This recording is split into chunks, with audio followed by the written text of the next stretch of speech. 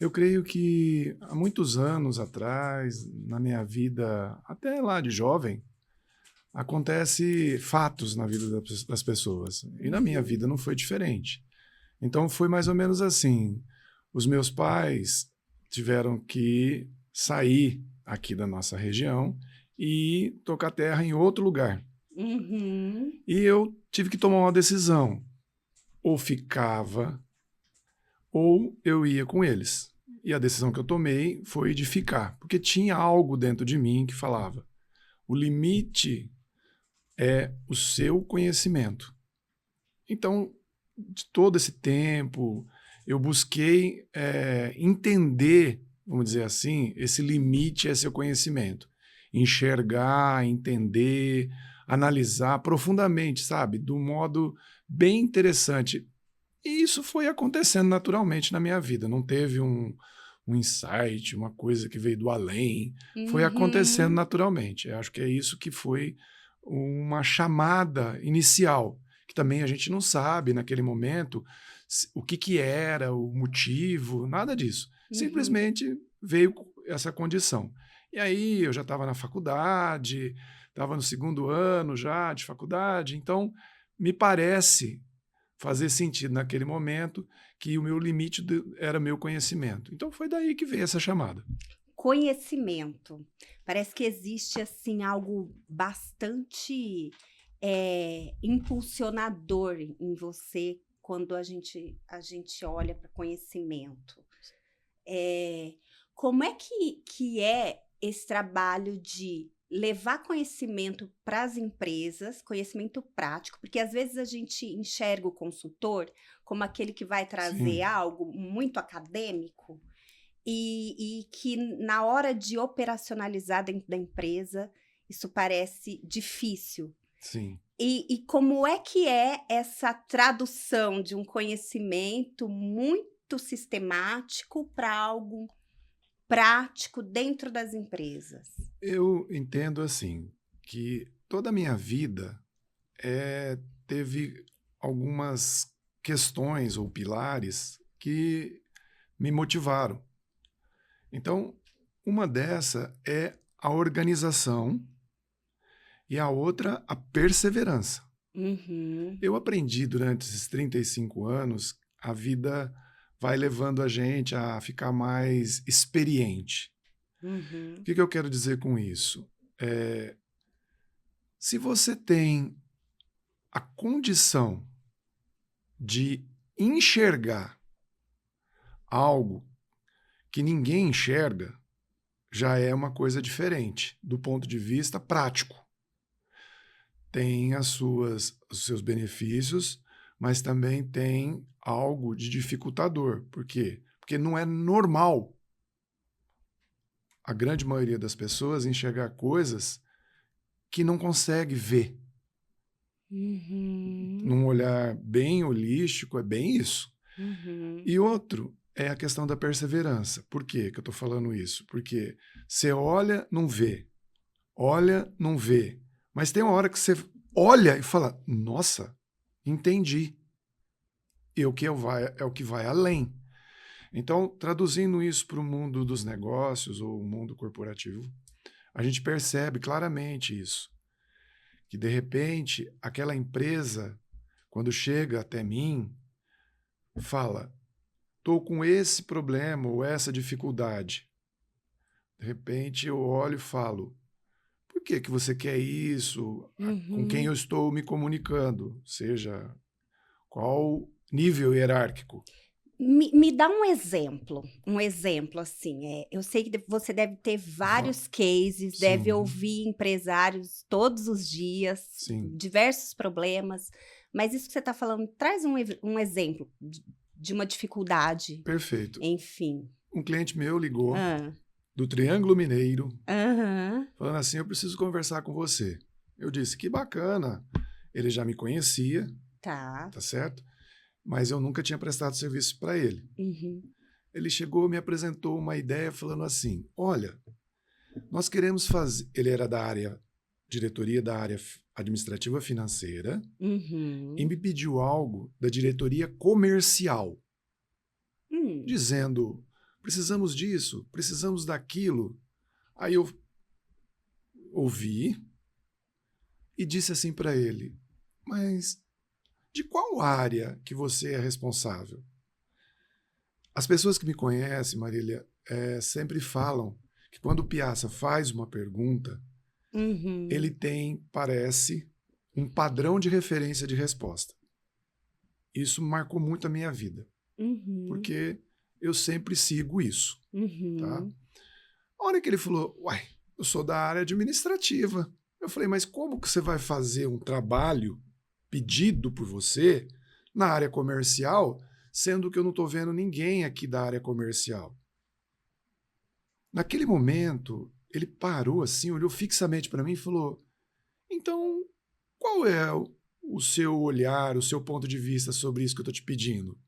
Eu disse, olha, talvez, nesse momento, você está precisando de algumas melhorias de ferramentas da tua área administrativa financeira para que permita medir o resultado da área comercial. Fechou o negócio. Fechou o negócio. Então, a gente tem como exemplo esse que eu estou te falando e vários outros. Porque eu tenho essa preocupação de olhar para aquilo que está sendo pedido, não simplesmente o que está sendo pedido.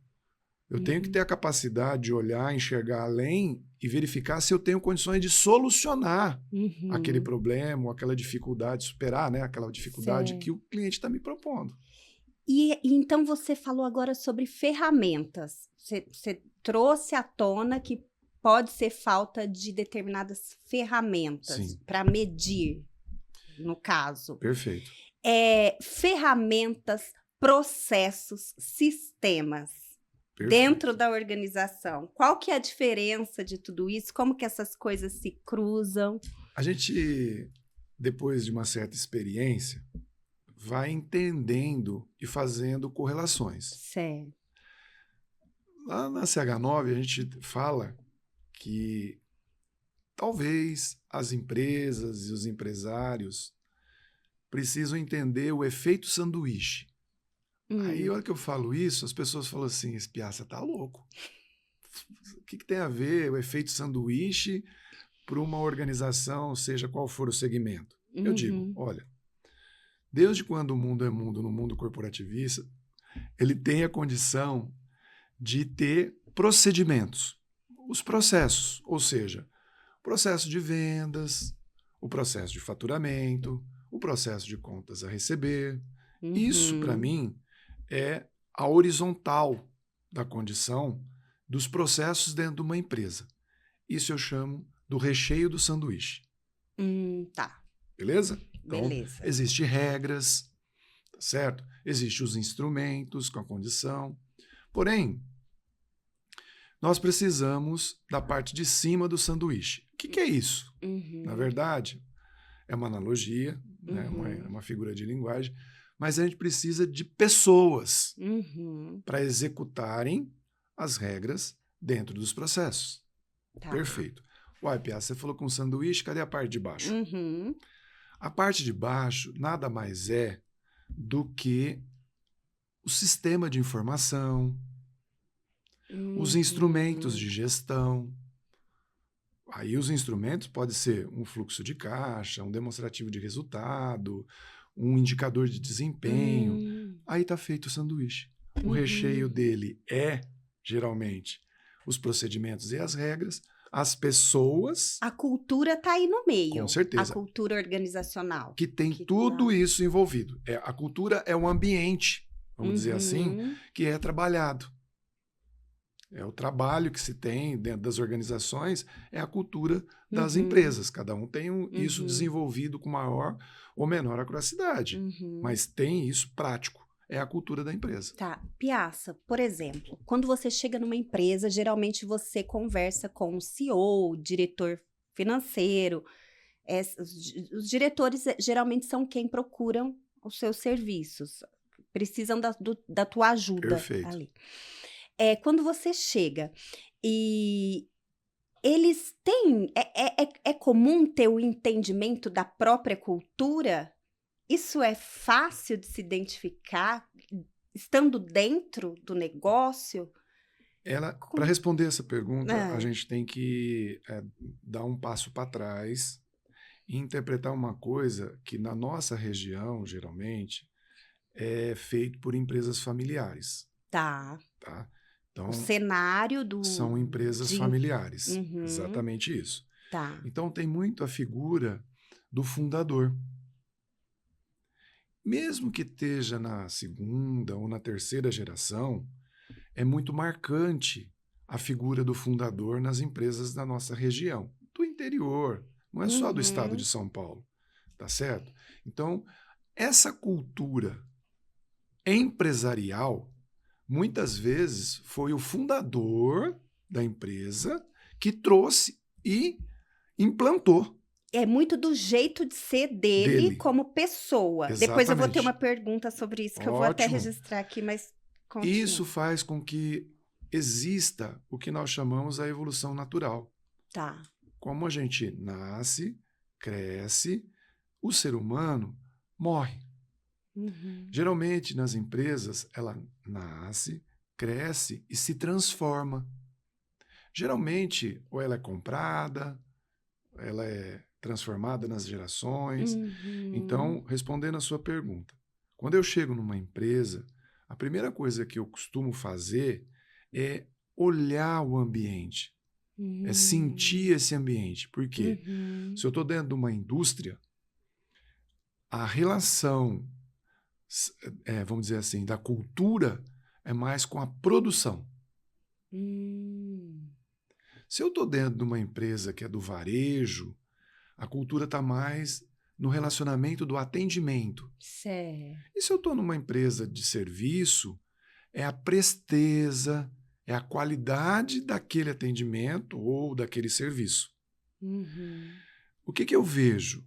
Se eu estiver falando com o dono, está muito claro a cultura transmitida por ele e para as pessoas que estão com ele ao longo da jornada. Tá. Se o fundador não existe aí, né, naquele momento, eu estou falando, ele não está presente, né, vamos dizer assim, não está morto. Porém, eu estou falando com um gerente. Aí eu estou dizendo, essa cultura se chegou até esse gerente ou não? Aí o que eu faço? Eu pergunto, quanto tempo você está na empresa? Você tem umas técnicas aí. Para ir descobrir, porque mesmo aquelas pessoas que estão há muito tempo, ele costuma ter a cultura da empresa. Costuma ter. E aqueles entrantes ou aqueles novos que estão na empresa, ou ele captura isso e ele continua, fica mais tempo, ou ele não vai se dar bem. Seja qual nível de cargo que for. Então, tem muito a ver essa resposta que eu estou te dando, é com quem eu estou falando, com quem eu vou falar dentro da empresa. Eu tenho 2 graduações. Meu sonho era ser engenheiro, mas acabei sendo, vamos dizer assim, analista de sistemas, tecnologia. Eu queria ser engenheiro, mas voltado à engenharia da tecnologia. Certo. Tá? E aí fui fazer análise de sistemas. Adorei, que deu a permissão que o meu conhecimento, a certificação, que o meu conhecimento poderia me levar onde eu quisesse. Aí depois eu fui fazer pós-graduação.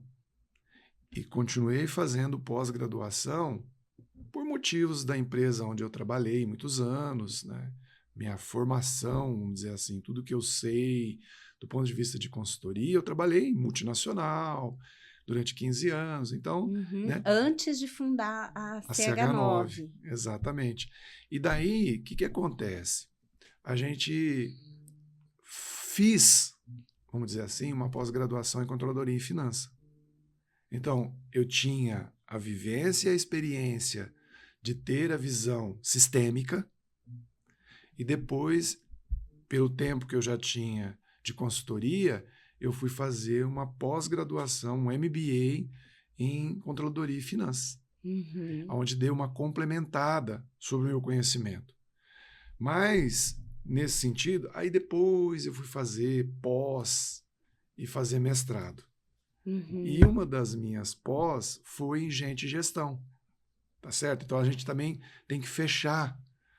A gente chama isso, a gente fala tecnicamente, que é sobre a pirâmide de Porter, que ele fala que na base da pirâmide tem que ter o conhecimento de processo, tá certo? E ferramenta.